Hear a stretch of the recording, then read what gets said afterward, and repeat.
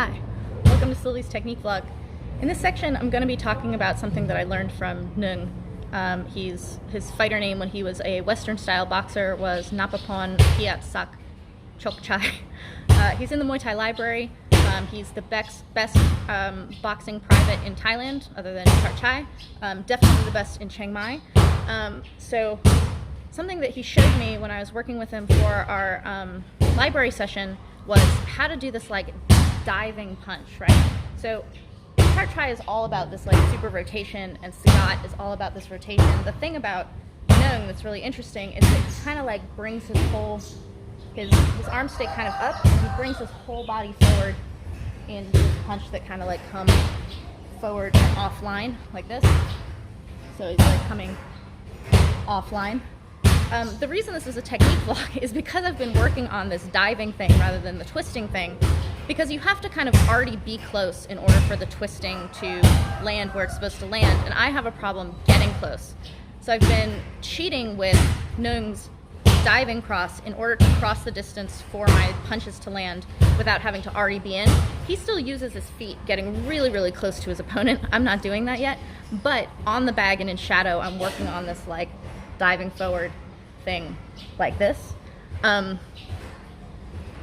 When you're working on punches, what part of your body you're focusing on, what you're bringing forward, is heavily going to dictate how your punches actually turn out, is what I've realized, because I've tried a variety of different punches over the years that I've been doing Muay Thai and training. So something that I learned from Sagat was keeping everything really close to the ribs, and so you like stick your elbow to your rib, and as you rotate, the arm just comes out once you've already rotated a stone, kind of like whoosh, out like that. The difference with Nung's thing is that you're kind of, everything is like pulling forward as you go, like this. And a really cool thing about Nung's punch is that he keeps his hands really loose. He hits with his front two knuckles, and his wrist is straight, but his fingers are more or less like you can kind of like flick them, and he's just kind of like jamming them down like that.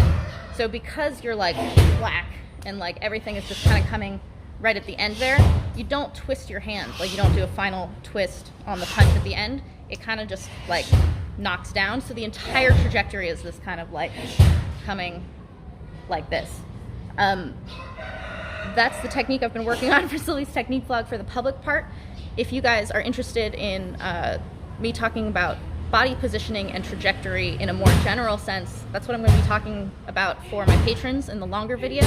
So if you're a patron, head on over to Patreon, watch the full video. If you're not yet a patron, click on the link in the description. It's very easy to become one. We suggest a $5 monthly pledge so that you can get as much content as you can to see what's there, and then you can go up or down depending on what you want to see. But head over to that. Link is in the description if you want to hear me talking more about trajectory. So the interesting thing to me about training Nung's kind of diving punch is that when I'm working on it, it can go all over the place. Like it's really, really inconsistent because I don't have like a frame of reference for the body position. So something that Nung kept saying to me when I was working with him was to kind of like start with my fingers on my ear like this. So basically, you've got your guard like this. You're not like walking around like this, but you've got your guard kind of like this. A lot of people will say to come up to your eyebrows. When I was training with Sagat, he's in the Muay Thai library, he says that you're kind of saluting, so he kind of keeps his elbows a little bit wide, which is interesting because he ultimately tucks them in order to throw his punches. But so Nung is basically like you're constantly got your fingers like tucked on your ear here. So before you punch, it goes there, and then the punch comes out, and your whole body's coming with it. If my hand is here, and I try to do that diving punch, my punch goes all over the place. I do like, kind of, Kevin and I call it a drive-by. Like if I have my hands here and I try to do that diving punch, I end up, my punch goes that way because my head is going that way. But if I keep it here, when I come to punch, my head goes that way, but my punch comes straight. So you don't keep it here. Something that Nung was saying is that you have your guard and then it comes up, and this causes your shoulders to kind of rotate at the same time too. So as your hand comes here for the punch, or if you're jabbing, it kind of comes there as you're jabbing, and then it's ready to go. So basically this is your starting position. This is like getting into the gear for your right cross all the time. So anything you do goes there, bang. this is fun to train. This is fun to figure out where your kind of little trigger is.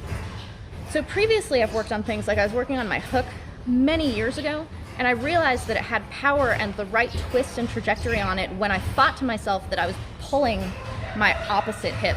So if I was throwing my right hook, instead of thinking about where my shoulder needed to go, I think about this one whipping backwards, but mostly my hip flicking backwards like that.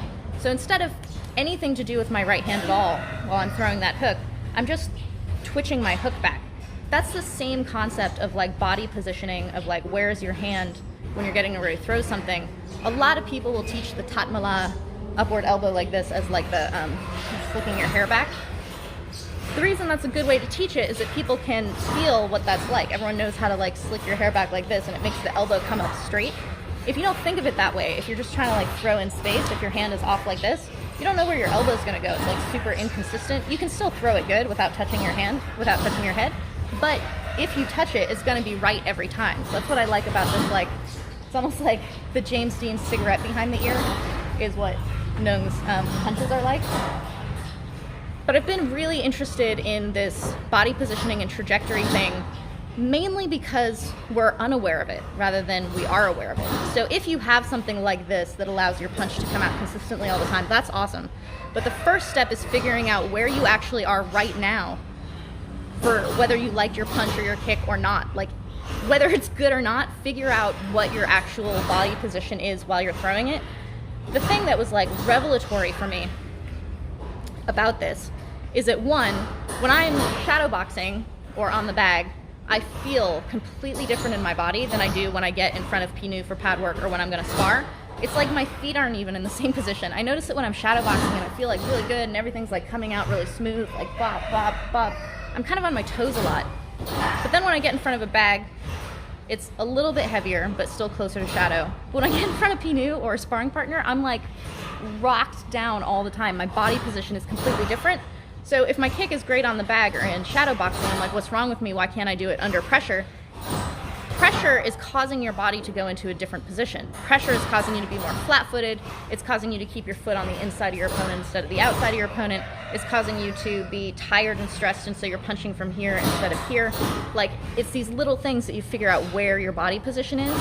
And the part, so that I understood was that my body positions and mappings are very different between the complete non-stress of shadow boxing in a bag and the slightly more stress of pad work and sparring, and then the full stress of fights. The revelatory part was Chicken Man, or Crew Guy. He's in the Muay Thai library. He's awesome. He was talking about one of the fighters at our gym who, when he's sparring in the gym, he's so scary. Like, his boxing is really, really good, but when he punches in fights, he like punches like kind of a robot man like this. It's like, why does he punch like that in fights, but he doesn't punch like that when he's sparring? He looks great when he's sparring. And Chicken Man, I'm pointing because he lives actually right here. Chicken Man was like, he doesn't keep the same guard when he's sparring as he does when he's fighting. When he's sparring, he's relaxed, and so his guard is like this, and it's like what I was saying with Nung, where like you keep your guard like this, and then it goes up when you're gonna when you're gonna punch. So no matter where you are, no matter what you were throwing, it goes here, and then you throw your punch. So if you're sparring and you're relaxed and your hands are like this and your hands are coming out, you're comfortable and your hands are coming out because you're used to that body position. Then you get in a fight and you're worried about elbows or getting knocked out or any of these things, and your guard goes like this. Your hands are never here when you're sparring, and punching from here is actually incredibly hard. If you punch from here, you're gonna have those wonky wide punches that I see in these fights. So you either have to train the way that you're gonna fight, like put them in a weird position, or force yourself to get used to a starting position that you can actually punch out of. So for Sagat, that's getting everything onto your rib and coming out this way. For Nung, that's the James Dean cigarette behind the ear, punching like this. Just becoming aware of that is really what I'm training. So the technique vlog is about Nung's diving punch and how it kind of starts from here. But the overall lesson and what I'm truly talking about in this technique vlog is body positions and how those completely change trajectories on your strikes. So if your kick is awesome on the bag and sucks on the pads, It's because your body position is completely different. So where you're standing, where you're starting, where your foot is when you come down, all of these things can be completely different just based on the slight different levels of stress that come in based on whether you have nobody in front of you, a bag in front of you, a trainer you trust in front of you, a sparring partner in front of you, or a fighter who you're will against will in the ring. So pay attention to your body positions. If you have favorite fighters, pay attention to their body positions, see where their hand goes when they're about to throw something. Yod Kun Pan in the Muay Thai library, he's got this whole thing about the looseness of his hands. That's a body position because this is loose, and so he has to rotate from his torso. So his torso is the body position that if you get in a fight and you're not twisting your torso because you're not thinking to yourself, elbows come from the torso, you're like, elbows come from elbows, they're gonna go all over the place. So for the diving punch, you wanna pull everything from behind your ear here. If you're jabbing, it goes there in order to set up for the punch to come this way, and the whole body comes this way. And you just want to feel and feel and feel that dive and where it starts, start position, dive, in order to like feel the entire range of motion of any technique that you're doing. So I'm stoked about this one. Thank you for listening to my rambling in the Sylvie's Technique vlog. I hope you've enjoyed it. Step 1, figure out what your current body position is. Step 2, do it on purpose. Take it easy, guys.